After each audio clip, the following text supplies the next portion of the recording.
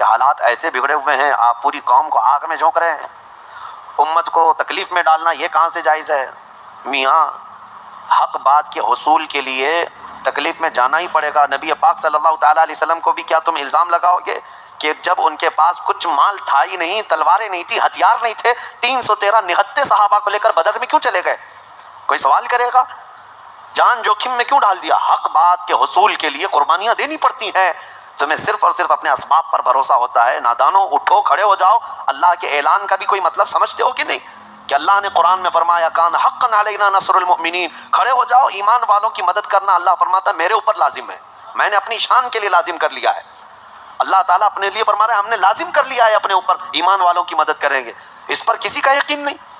لولے لنگڑے بہانے اس طرح کے یاد رکھو، اس کے لیے میں بات کر رہا ہوں جس کے سامنے تمہیں قیامت کے دن کھڑا ہونا ہے، اسی کی شفاعت کے طلبگار رہو گے۔ کہاں جاؤ گے منہ چھپا کر؟ ان سے جو منہ پھراؤ گے تو کہاں جاؤ گے؟ وہاں تو قیامت کے دن ہر نبی یہ کہے گا آج ہمارا نہیں ہے معاملہ، جاؤ محمد رسول اللہ کے پاس۔ ان کے لیے میں آج بات کر رہا ہوں جن کے سامنے تمہیں کھڑا ہونا ہے۔ مجھے پتا ہے ہماری یہ بات دور دور تک جائے گی اور پہنچے گی۔ ایک بات میں بتاؤں، جب حالات میرے مصطفیٰ کریم صلی اللہ علیہ وسلم کی عزت کے خلاف پھیل جائیں، اس وقت اگر کوئی عالم خاموش رہتا ہے تو فرمایا گیا وہ گونگا شیطان ہے، وہ گونگا شیطان ہے۔ اللہ تعالیٰ نے اسے منصب دیا۔ لوگ میرے عزیزوں، ہمارے پاس اتنی طاقت ہے کہ ممبر ہے، زبان ہے اور تبلیغ کا میدان ہے، ہم بول تو سکتے ہیں، کسی کو سختی کے ساتھ اس کی گردن نہیں پکڑ سکتے تو بول تو سکتے ہیں۔ اویئرنس لانا اسی کا نام ہے، اور الحمدللہ ہم نے دیکھا ہے، میں یہ نہیں کہتا میری وجہ سے، لیکن چند اعلانات کی وجہ سے ہم نے لاکھوں نوجوانوں کو جذبے جوان ہوتے ہوئے دیکھا ہے۔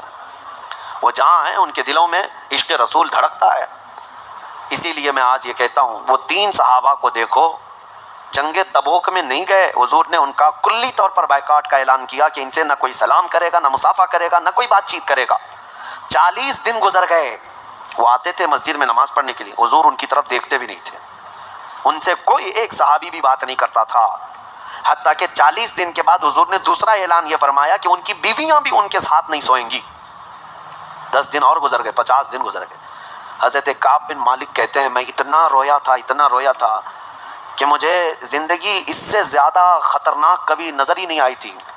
نہ کسی جنگ میں میں ڈرا تھا، نہ کسی بھیانک حالتوں میں میں خوفناک طریقے سے ڈرا تھا، کہیں بھی نہیں، لیکن یہ جو بائیکاٹ تھا یہ جان نکالنے والا تھا۔ زمین تنگ ہو گئی تھی، ہماری بیویاں ہم سے نہیں بات کرتی تھیں کیونکہ سب رسول اللہ کی صحبت یافتہ ہیں۔ ان کے لیے فرسٹ پرائیورٹی حضور اکرم صلی اللہ تعالیٰ علیہ وسلم کا حکم ہے۔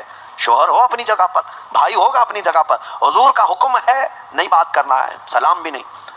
50 دن گزر گئے، حضرت کعب کہتے ہیں رو رو کر کے میرے حلقے پڑ گئے تھے، اور اللہ کریم کی بارگاہ میں سچی توبہ کرتے رہے، مولا ہم نے دل میں کبھی تیرے نبی کو دھوکہ دینے کی کوشش نہیں کی، نہ ہی ہم نے کبھی اس طرح کی سوچا کہ حضور اکرم صلی اللہ علیہ وسلم سے پیچھے رہ جائیں گے، یہ ہماری سستی ہے، نفس کی کاہلی ہے، مولا تو معاف کر دے۔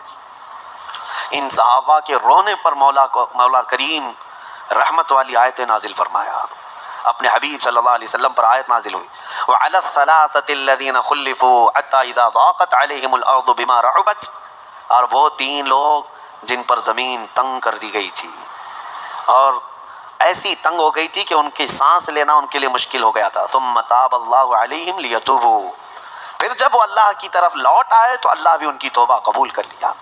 ان اللہ هو التواب الرحیم، بے شک اللہ سب سے زیادہ توبہ قبول کرنے والا، رحم کرنے والا ہے۔ ان کی توبہ کا اعلان ہوا، حضور اکرم صلی اللہ علیہ وسلم نے فجر کی نماز پڑھائی، یہ آیت اسی وقت نازل ہوئی۔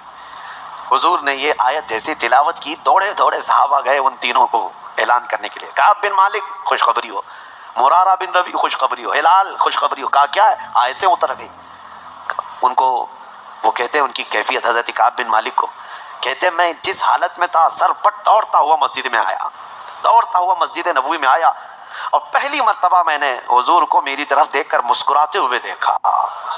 اور حضرت کعب بن مالک کہتے ہیں میرے لیے زندگی میں اس سے بڑی عید کبھی آئی نہیں، اس سے بڑی خوشی کبھی آئی نہیں، جتنی خوشیاں زندگی میں آئی تھی سب ایک طرف، لیکن جس دن ہماری توبہ کی قبولیت کی آیت اتری اور میرے نبی کو مسکراتے دیکھا، صحابہ کہتے ہیں اس سے بڑی خوشی میری زندگی میں کبھی نہیں آئی۔ نبی پاک صلی اللہ تعالیٰ علیہ وسلم اسی لیے کہا گیا ہے جس کی تسکی سے روتے ہوئے ہنس پڑے، اعلیٰ حضرت نے فرمایا ہے جس کی تسکی سے روتے ہوئے ہنس پڑے اس تبسم کی عادت پہ لاکھوں سلام، وہ دلوں کا قرار ہے، وہ دلوں کا سکون ہے۔ صحابہ اس کے لیے ہر اسٹرگل کرنے کو تیار رہے۔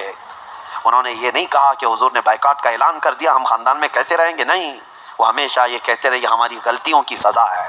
50 دن تک صبر کرنا معمولی بات نہیں، 2 مہینے کا عرصہ گزرنے کو آ گیا تھا، بیویاں نہیں بات کر رہی، بچے نہیں بات کر رہے، گھر والے نہیں بات کر رہے، پڑوسی نہیں مل رہے، صحابہ نہیں مصافحہ کر رہے، خود رسول اللہ نہیں دیکھ رہے ہماری طرف، پھر کیا حالت ہے؟ لیکن ان کے صبر کا اللہ تبارک و تعالیٰ نے ایسا صلہ دیا کہ توبہ قبول تو کر لی، لیکن ان کی توبہ کی قبولیت کو قرآن بنا کر کے قیامت تک کے لیے نازل کر دیا۔